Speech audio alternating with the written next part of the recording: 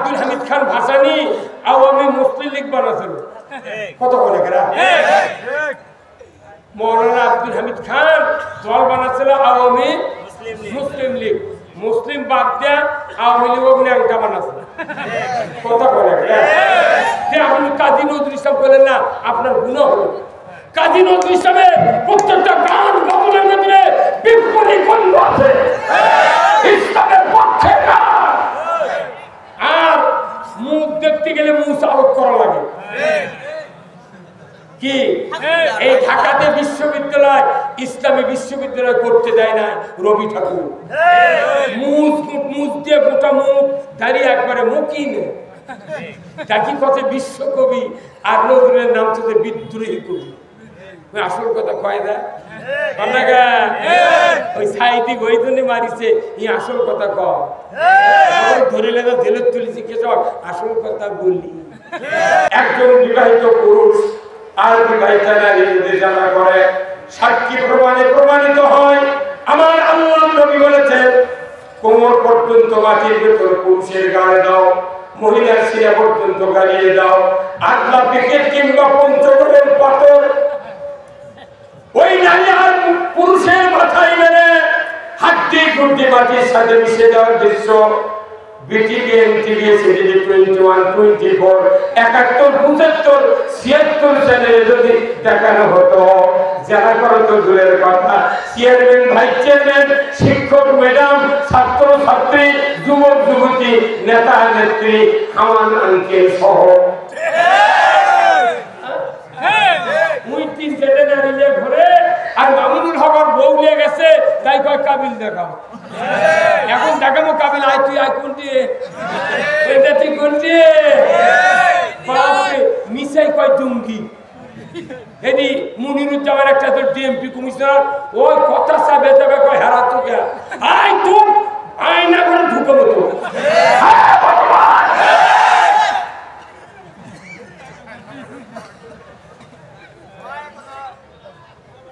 কি আপনাকে উঠে দেবেন নাকি টাকা দেওয়া লাগবে একটা লোক যাওয়া যাবে না টাকা দেওয়া লাগবে দোয়া দেওয়া লাগবে এটি আর জান্নাতের বাগানে পরিণত হয়ে গেছে বাংলাদেশের কোন ফ্যামিলি আল্লাহ দেখিচ্ছে না এখন দেখিচ্ছে খালি ধারবাড়ির ফ্যামিলি আল্লাহর কথা যাই কয় সেই দিকে আল্লাহ থাকে আল্লাহ ডাক্তারা দেখে না জুয়া দেখে না আল্লাহ দেখে কোরআনে নাই কথা বলতে গেলে ভাই আমার আমি বলতেছিলাম শাসক আল্লাহ ছায়া কোন ক্লান্ত পথিক যদি মরুভূমির ভেতর দিয়া হাঁটতে হাঁটতে ক্লান্ত হয়ে পড়ে ওই পথিক যদি মরুভূমির ভেতর গিয়া একটা বটবৃক্ষ দেখে ওই বটবৃক্ষের নিচে গিয়া ছায়ার নিচে যদি দাঁড়ায় বিছানা নাই চেয়ার নাই বেঞ্চ নাই শুধু দাঁড়ানো আল্লাহর মসজিদ ওই ব্যক্তির কলিজা এত প্রশান্তি পায় যে সোনার বিছানায় শুয়ে যে শান্তি তার চেয়ে বেশি শান্তি লাগে বটবৃক্ষের ছায়া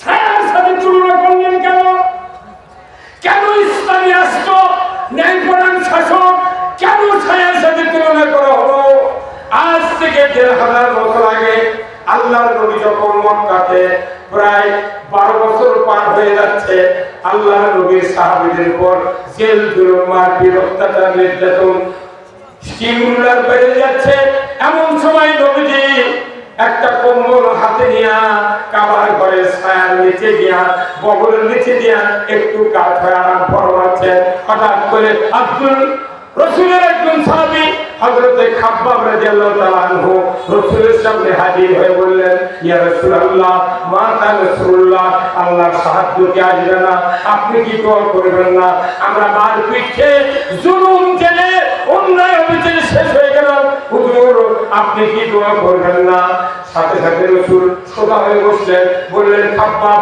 তুমি কি কথা বলছো এত তাড়াহুড়ো করছো কেন তুমি কি জানো না আমাদের পূর্বে যত নবী রাসূল যত ইমানদার লোক দ্বীনের দায়ী হিসেবে কাজ করছিলেন তাদের কাউকে করাত দিয়ে দ্বিখণ্ডিত করা হয়েছে উত্তপ্ত তেলে ছেড়ে দেওয়া হয়েছে শুনে চলে ফাঁসি দিয়ে তাকে হত্যা করে দেওয়া হয়েছে কাউকে আগুনের বন্ধুতে ফেলে দেওয়া হয়েছে এত অত্যাচার নির্যাতনের পরেও আমার তিল পরিমাণ দিনের রাস্তা থেকে সরে যায় না।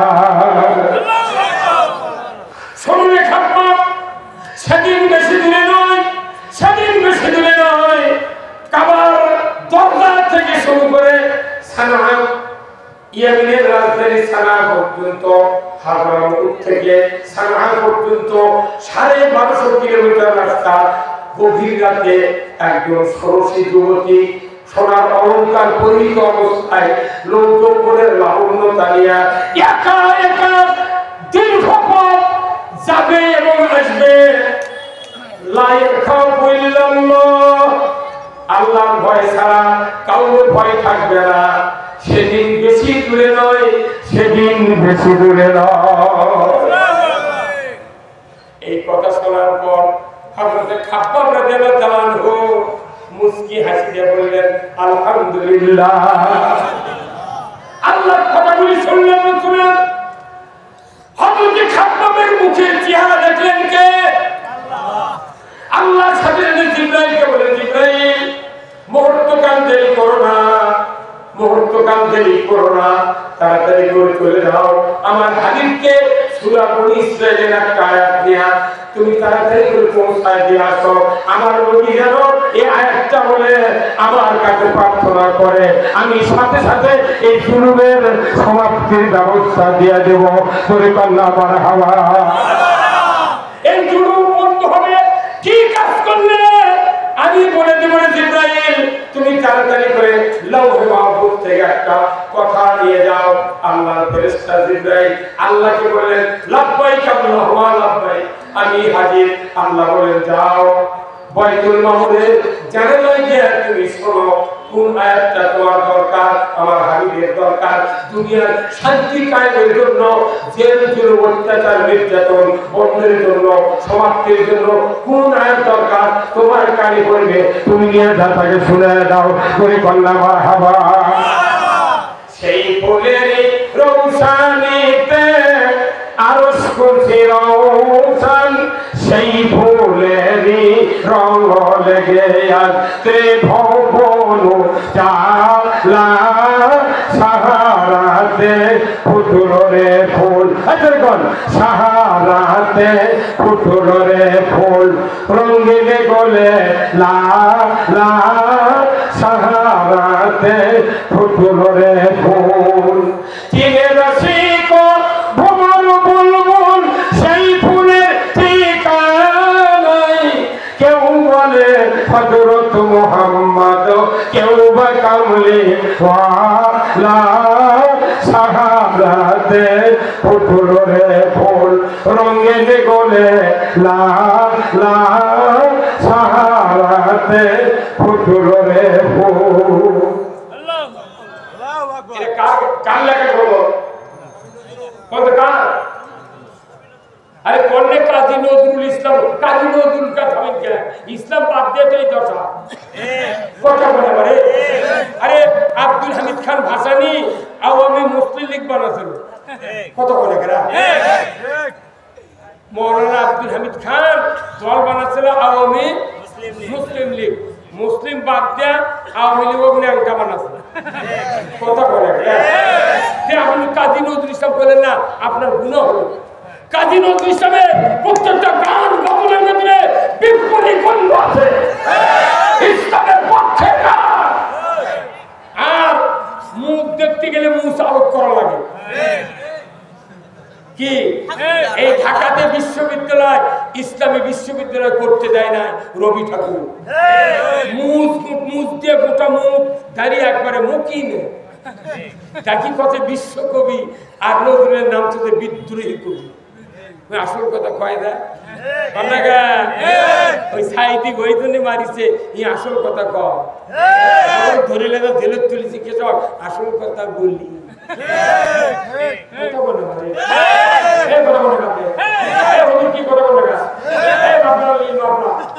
বলে ঠিক করে লেখা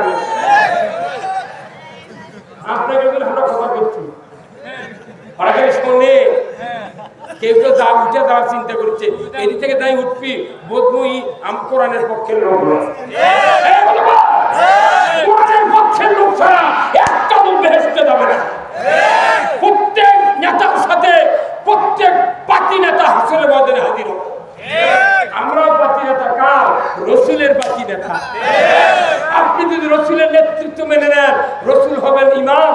আপনি আমি রসুলের পেছনে পেছনে যাবো। আসলে ময়দানে হাজার হাজার দলের লোক উঠবি, কিন্তু রসুলের দলের লোক বেশি হবি। কিন্তু রসুল বলছেন কিয়ামতের দিন আমার উম্মতেরা ৭৩ কাতার হবে, এক কাতার জান্নাতে যাবে, ৭২ কাতার জাহান্নামে যাবে। তাহলে এত লোক ইমানদার মুক্ত নবীর উম্মত কেসব ৭২ যাচ্ছে, নামাজ টুপি দাড়ি সব আছে, কিন্তু কোরআন বিজয় চায় না। যারা কোরআন বিজয় চান এরা জাতির শ্রেষ্ঠ সন্তান। কেন আল্লাহ বললেন?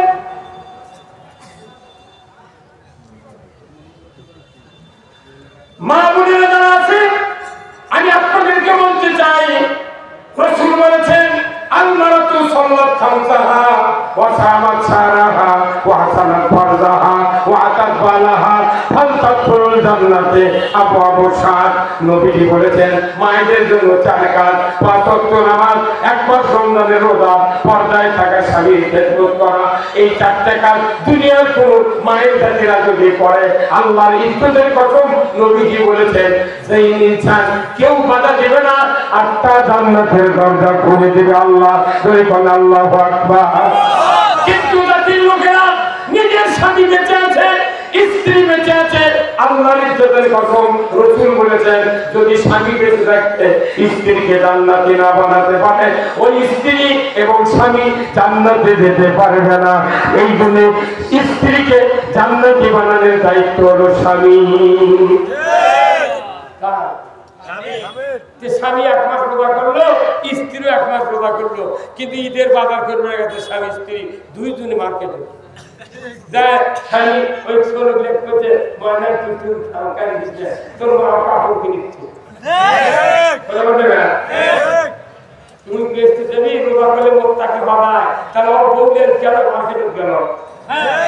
আমার স্ত্রী মার্কেটে যায়, জনগণ যদি দেখে তখনই ফেসবুকে ছবি ছাড়ে কবি এই বদমাইশের বক্তৃতা শুনো না। দিনের মুঠোফোন মার্কেট করে, মুঠোফোন বিড়ি খায়, সিগারেট খায়, কারো দোষ নেই। দোষ খাই হুজুর যদি বিড়ির প্যাকেট হাতে ধরে তাহলে কতবার খাচ্ছে। ভাই আমার, আমি আপনাদেরকে বলতে চাই, ও আমার দরদি মা বোনেরা, স্বামী আর স্ত্রীর দায়িত্ব হলো 2টা। 1 নম্বর হলো মোহরানা পরিশোধ করার দায়িত্ব স্বামীর, আর স্বামী আর স্ত্রীর উভয় মিলে দায়িত্ব হলো ইজাবা কবুল করা।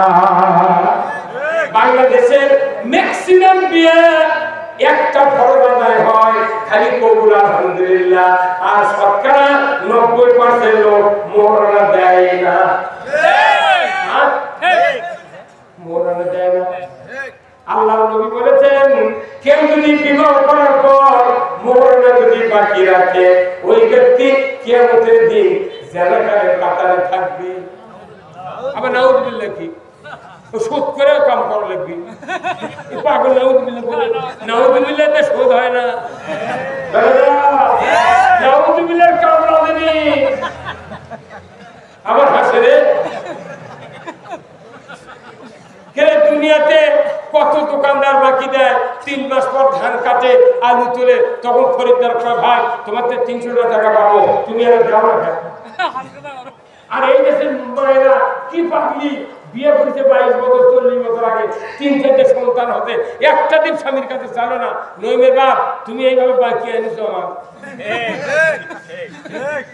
কতদিন তুমি দিবে? কত আমার এক চাচি আছে মরে গেছে, আমি বলছিলাম চাচি আপনি তো বাঁচে থাকতে এখন আছেন, সংসার করতেন, চাচা মোহরানা দিচ্ছে, করছে বা দেয় নিচে চাননি কে, করছে বাবা না চাতি পিঠে চাইলে তুমি হাতি দিল। যে মহিলার বক্তৃতা আপনি কি শুনবেন? স্বামী ঠিক করা লাগবে আগে, আসল স্বামী বানালে গে স্ত্রীর ভালোবাসা পাবি। কথা বল না, বর্তমানে বাংলাদেশের স্ত্রী দ্বারা সব এখন চাকরানি হয়ে আছে, আর শিক্ষিত বইয়ের দিকে স্বামী আছে, এরা হচ্ছে লেবা। এরা কি হচ্ছে? লেবা। তুই যা কবি তাই বিএ পাস করছু, বিএ পাস করছু, দুইজনই শিক্ষিত, তাহলে একজন শিক্ষিত মহিলা তাই স্বামী ডাকেছে নাছিম কই যাও,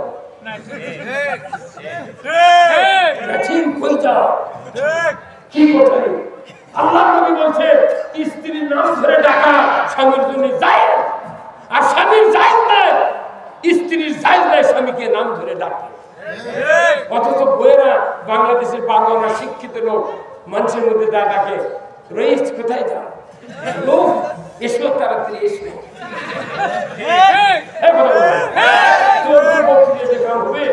আগে ঠিক করা লাগবে স্বামী। আপনার স্বামীর আল্লাহ রাসূল বলছেন স্বামীকে দায়িত্ব পালন করতে হবে, আগে ওই স্ত্রীকে জান্নাতি বানাতে হবে। আমার ভাইরা, আমার রাসূল বলছেন কিয়ামত হয়ে যাবে, মানুষ দুই ভাগে বিভক্ত হবে, জান্নাতে যাবে জাহান্নামে যাবে। একজন স্বামী জান্নাতে যাবে, এক নাম্বার জান্নাতে, স্ত্রী জান্নাতুল ফেরদাউসে চলে যাবে। কিছুক্ষণ পর স্ত্রী হাউমাউ করে কাঁদবে, আল্লাহ বলবেন ফেরেশতা দেখো না ওই স্ত্রী কেন কাঁদে, আমার বান্দি কেন কাঁদে, কি সমস্যা, জান্নাত কি ভালো লাগে না? সবচেয়ে বড় জান্নাত, সবচেয়ে সুনামপূর্ণ জান্নাত জান্নাতুল ফেরদাউস, আমি দিয়েছি আমার বান্দিকে, কেন কাঁদে একটু খোঁজ দাও। ফেরেশতা বলবে আল্লাহর বান্দি কি হয়েছে, কেন কাঁদে, জান্নাত কি ভালো লাগে না, কি তোমার সমস্যা? বান্দি বলবে আল্লাহ, ওই বান্দি বলবে ফেরেশতা আমার যে কি দুঃখ যন্ত্রণা, তোমাকে বলে লাভ নাই। আল্লাহ ঠিক বুঝতে পেরেছেন, বলে কি হয়েছে একটু শুনি। ওই মেয়ে কি বলবে আল্লাহর ফেরেশতা আমি দুনিয়াতে 70 বছর বেঁচেছিলাম, আমার একজন চরিত্রবান স্বামী ছিলেন, আমার ওই স্বামীটা বিবাহের সাথে সাথে মোহরানা পরিশোধ করেছিলেন, আমাকে ইসলাম কোরআন দিন বুঝাইছিলেন, যতদিন দুনিয়ায় বেঁচেছিলাম পর্দার মতো চলার সুযোগ দিয়েছিলেন, আমি পর পুরুষের কাছে কোনদিন বেগানা হয়ে যাই নাই। এই জন্য আমাকে আল্লাহ জান্নাতুল ফেরদাউস দিয়েছেন। কিন্তু দুঃখ একটা, আমার স্বামী এত ভালো ছিল, এত চরিত্রবান ছিল, আজকে জান্নাতের ভিতরে আমার কোনো কাজ পছন্দ হয় না, কোনো নিয়ামত আমার ভালো লাগে না। আজকে বেহেশতের ভিতরে যদি দুনিয়ার ওই চরিত্রবান স্বামীকে দেখতে পাইতাম, আমার চক্ষু দিয়ে দেখিয়া কলিজাটা জুড়িয়ে নিতাম। প্রথম শর্তটা থেকে মোহরানা, এই যে আলু, এই যে ব্যবসা বাণিজ্য একদিন মোহরানা দেয় না। ওই ইমামি মিশা কথা বই বিয়ে করাছে, চাই মাত্র দিতে বাধ্য থাকবে, এই অঙ্গীকারে তোমাকে শাদী করতে আছে, তুমি তাকে স্বামীত্ব কবুল করো, কি করো, আপনার স্ত্রী খেতে করলে রাগ করে করলাম, বাচ্চার ভালেন হেনে দুপুরে খাওয়া ভালেন হেনে শেষ, ওই কবুলের জন্য পালসার, কবুলের জন্য খাওয়া।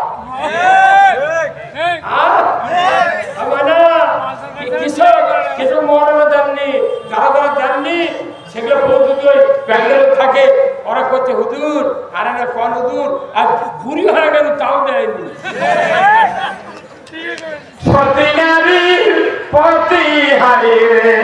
পর্বতের চূড়া অসতিনা রিরপতি ভাঙা নায়ের গোড়া, খালি পায়ে হাঁটা ভালো কষা দুটো জানো, দেশ হতে বিদায় ভালো কল্যাণ নারী জানো। আপনার আমার জীবন ব্যর্থ।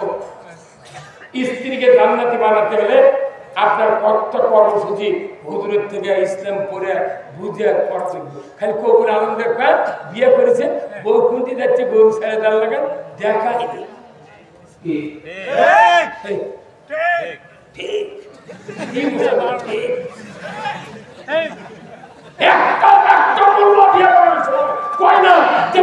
বাকি থাকলে বিয়ে করাবো না, কয় না?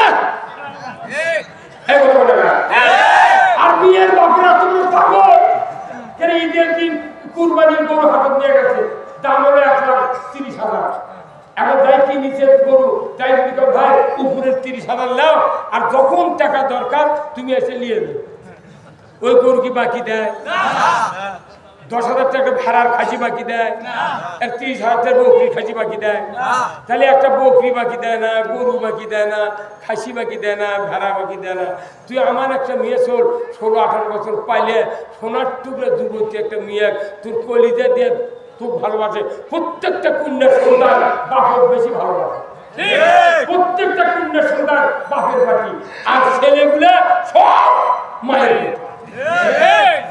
এই বিটি তুই মনে তোর বিটি অজন্মনে কান্দে, বাপের জ্বর হলে তামান দিন ফোন করে আব্বা মা আব্বার জ্বর সারছে, মাথার পানি দিয়ে দিছু, কি খাচ্ছে খবর নেয়। কি বারান্দা দিয়ে বেটারা ঘরে বাপ জ্বরে ঘরের মধ্যে লালায়, মা ওকে থেকে আবার তোর বাবুক দেখবো না, তোর লাকুর কাপড় দিয়ে দুয়ারে ভুলকি যাবে, মা আব্বা ক্যাঙ্কা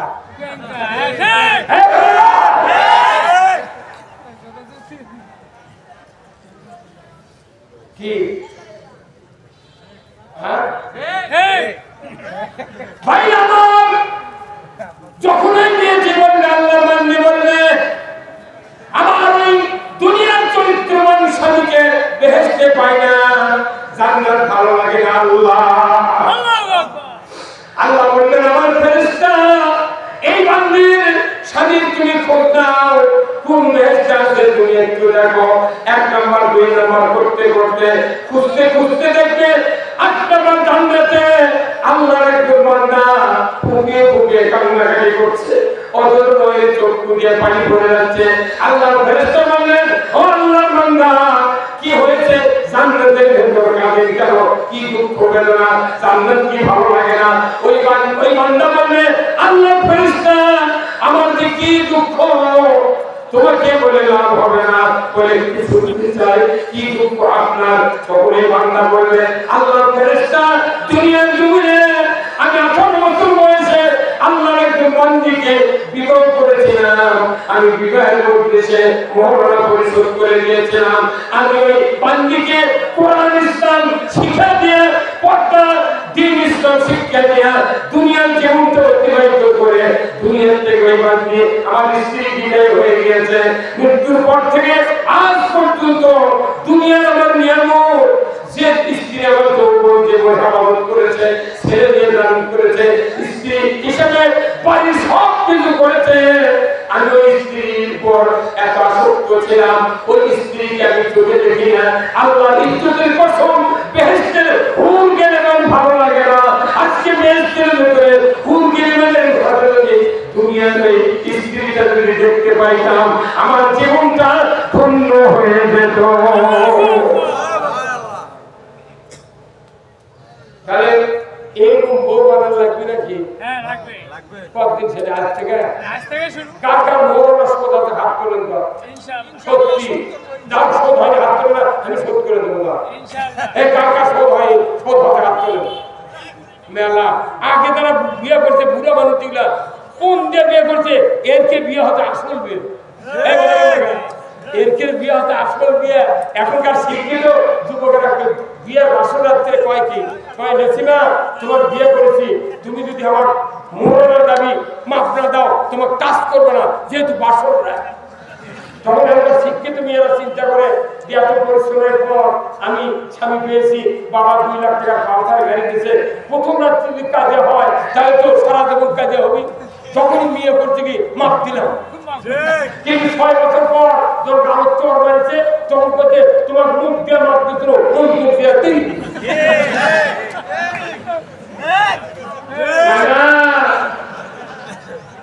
মুখে মুখে মাপ দিলে মোরা জীবনও শোধ হবে না, অর্থ নয় সম্পদ দিতে হবে। এইগুলোর কথা তুমি কবর করো না, তুমি চেকের মারা এই তাহিরে জালাহু পোরাও রাখিয়া তো মারতারে কি ঘটবে। মানে ঈমান আনতে গেলে স্ত্রীকে জান্নাতি বানাতে হবে। আগে বড় চাকরি এমপি আমরা ভালোবাসি বেটার চাকরির জন্য, কথা ঠিক কিনা? চেয়ারম্যানকে ভালোবাসি 6 ধারা ঘুমের চাউল নেওয়ার জন্য আর রায়টা আমার পক্ষে নেওয়ার জন্য, আর একটা মেম্বারও ভালোবাসি ওই পায়খানার পাট নেওয়ার জন্য। আর আমার রাসূল বলছে তোমার স্ত্রীকে ভালোবাসতে হবে জান্নাতের জন্য। আমার নবী বলছেন কাউর স্ত্রী যদি আল্লাহকে বলে আল্লাহ হাত তুলে আল্লাহ আমার স্বামী উত্তম, আমার স্বামীর মতো স্বামী কাউর নাই, আল্লাহ তুমি আমার স্বামীকে আরো হায়াত দারাজ করো, আল্লাহু আকবার, এই দোয়া যদি করে আমার নবী বলছেন ওই স্বামী জান্নাতি। আজ এই কথা শুনে রাত্রে শোয়ার সময় বলেন নবী তুই আমাকে আপনার ভালো কর, আমি বেশ তো গেছি মেলা মানুষের স্ত্রীর মুখত অন্য দিয়ে কবি তুই যে পিতা পিটি তুই জীবনে ভালো বল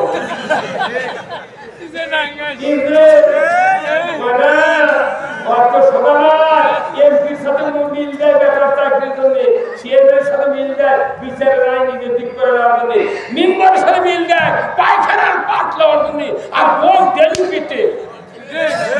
আবার মোহরানা তো দেওয়ার কথা দূরের কথা, বইয়ের লাখের জিনিস কানের জিনিস গলার জিনিস বেঁচে খায়। ওই বউ যখন এনে মুখ দেখে যখন কানে সোনার জিনিস দেয় ওই বউ মনে মনে আল্লাহ এমন বাক্কার সাথে বিয়ে দিচ্ছে, আল্লাহ বাপ আমার বাচ্চা থাকতে বিধবা বানাবে তাই না। মহিলা কেন মাছ শুনবে 1 কোটি ওয়াজ আছে মহিলা, কিন্তু ওই আমি আর করি না, কিন্তু এখন ইতিহাসের মানুষ বাধা হয়ে যাবে। এখন শোনে 2 নম্বর কথা হলো এই মাদ্রাসার বেটা পড়াতে হবে, ছেলেকে দিতে হবে। প্রত্যেক পরিবারে প্রতি শতাব্দীতে একটা আলেম বানাতে হবে, হাফেজ বানাতে হবে। কি আপনারা রাজি আছেন? যার বেটা বড় হয়ে গেছে দেওয়ার সুযোগ নেই, বেটার বেটাকে দিতে হবে। বেটার বেটা যদি না থাকে লাতির বেটার দেওয়া হবে। যদি না দেন অবস্থা কি একটু পরে শুনুন ভাইরা আমার। আল্লাহর নবী বলেছেন ইজা মাতাল ইনসানু ইনকাতানহু আমালু ইল্লা মিন সাদাকাতিন ইল্লা মিন সাদাকাতিন জারিয়াতিন আও ইলমুহু ইয়ানফুবিহিন নাস আও ওয়ালাদুন সালিহুন ইয়াদুলাহু সুবহানাল্লাহ মারহাবা। কি সুন্দর হাদিস! নবীজি বলেছেন মানুষ মরে যাবে, সমস্ত আমল বন্ধ হয়ে যাবে, মাত্র 3টা আমল জারি থাকবে। 1 নম্বর সদকায়ে জারিয়া, মসজিদ মাদ্রাসা স্কুল কলেজ কালভার্ট রাস্তাঘাট বৃক্ষরোপণ পুকুর পুষ্করণী যা কিছু আছে এগুলো সদকায়ে জারিয়া। 3 নম্বর আওয়ালাদুন সালিহ ইয়াদুলাহু, প্রত্যেক মানুষের একটা নেক সন্তান থাকতে হবে। জয় কন্যা মারহাবা। নেককার সন্তান তৈরি করতে চাইলে মাদ্রাসায় দেওয়া লাগবে কেজি করে নেকিয়ে সন্তান কেজি ভর্তি করে দিয়ে মাওটা স্কুলের মধ্যে ঢুকে দিয়ে মাও খাতা ছেড়ে করে কোনদিন এই মাদ্রাসা পাওয়া যায়নি। মাদ্রাসা করে এর কাছে মাও আসে না, পাকা হয় না, আর কেজি দিয়ে বেজি বানাচ্ছে। 22 বছর পর এসে হাড় ধরি চার খাচ্ছে। আপনি কেন মাদ্রাসার ছাত্র দিবেন, সন্তান দিবেন কেন? আমার রাসূল বলছেন ভাইরা আমার, অন্তিম শয্যায় মৃত্যু বিছানায় যখন মানুষ মরণ বিছানায় শুয়ে যায়, শয়তান বাবার সুরতে ডান দিকে বসে, মায়ের সুরতে বাম দিকে বসে। বাপ বলে না জানে 50 বছর মাথার ঘাম পাইবে, আমি তোমাকে লালন পালন করেছি, নিজে না খাইয়া তোমাকে খাওয়াইছি, ঈদের দিনে নতুন জামা না পরিয়া তোমাকে পরাইছি, বেচারে ঔষধের জন্য ডাক্তারের জন্য গোসল ছেড়েছি, খাওয়া দাওয়া ছেড়েছি, ডাক্তারের ব্যবস্থা করেছি। বেটা আমি মরণের সময় ইহুদি ধর্ম গ্রহণ করে মারা গেছি, তুমি ইহুদি হয়ে মরো, তোমার ভালো হবে। এই কথা শোনা যাবে? এই বাকি শয়তানের কথা শোনা যাবে? কিন্তু সুরত ধরছে কার? অভিজ্ঞর বাপ মা।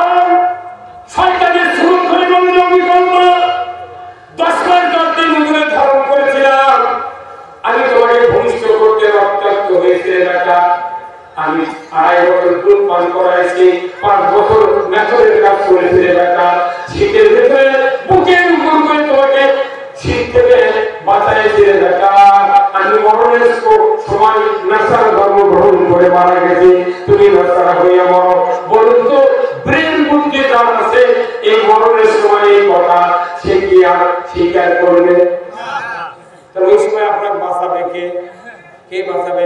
রাসূল বলেছেন আপনার যদি একটা হাফেজ বেটা থাকে, আলেম বেটা থাকে, দাওরা পাঠ বেটা থাকে, কোরআন পড়লে যদি বেটা থাকে, নবীজি বলেছেন ওযু করার পর কোরআনুল কারীমের সূরা ইয়াসিন, কোরআনের হিফজ সূরা ইয়াসিন যদি তেলাওয়াত করা শুরু করে, বিসমিল্লাহির রাহমানির রাহিম, ইয়াসিন ওয়াল কুরআনিল হাকীম, তেলাওয়াত শুরু হয়ে গেছে। আমার রাসূল বলেছেন তোমার মৃত্যুর সময় জবান বন্ধ হতে পারে, কানের শ্রবণ শক্তি বন্ধ হয় না, অন্তরের অনুধাবন শক্তি বন্ধ করে না আল্লাহ। আপনি যখন শুনতে পাবেন এই তোমার সেই সন্তান যাকে ঝাড়বাড়ি হাফেজে মাদ্রাসা এতিমখানা জানি মাথায় করে টোপলা নিয়ে কাঁধে করে ব্যাগ দিয়ে রেখে এসেছিলাম, 3.5 বছর পর হাফেজ হয়েছিল, দাওরা পাস করেছিল, এই তো সে আলেম বেটা। আজকে বিপদের সময় শয়তান ওয়াসওয়াসা দিচ্ছে, ওই সময় আমার এই সন্তান ইয়াসিন সূরা পড়িয়েছে, একটু বোঝার সাথে সাথে আমার মনে করেছে 2 দিকের 2 শয়তান 60 কিলো বেগে দৌড়ে যাবে, তোরে কন্যা মারহাবা। নিজের সন্তান যদি কোরআন পড়ান না থাকে, বলুন তো মসজিদের ইমাম মাদ্রাসার হুজুরকে ডাকে আনতে শয়খ আজরাইল জানিয়া দেবীগঞ্জ চলে যাবি না, দেবীগঞ্জ চলে যাবি, কেউ তো পড়ার নাই। তাহলে এই কোরআন পড়লে আপনার উপকার কি? নবীজি বলেছেন শয়তান যখন সরে যাবে মদিনা থেকে রাসূল মুহাজির চলে আসবে, এসে বলবে ও আমার সৌভাগ্যশীল উম্মত, তোমার ভয় নাই, চিন্তা নাই, তুমি চিন্তা করো না, তুমি আমি নবী আমার চেহারা দেখো আর কালের উপরে ঈমানের কোলে তুমি ঘুমিয়ে যাও। যদি আপনার এই সন্তান না থাকে কি অবস্থা হবে মরণের সময়? কথা বলা এই সন্তান দরকার আছে, 3, 4, 5টা 6টা ছোট হবি, একটা বেটা তো মুন্সি বানানি লাগবে ভাই, তাই না?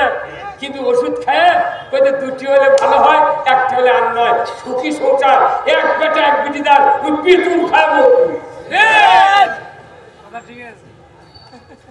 কোরআন শেখো শিখাও ছেলে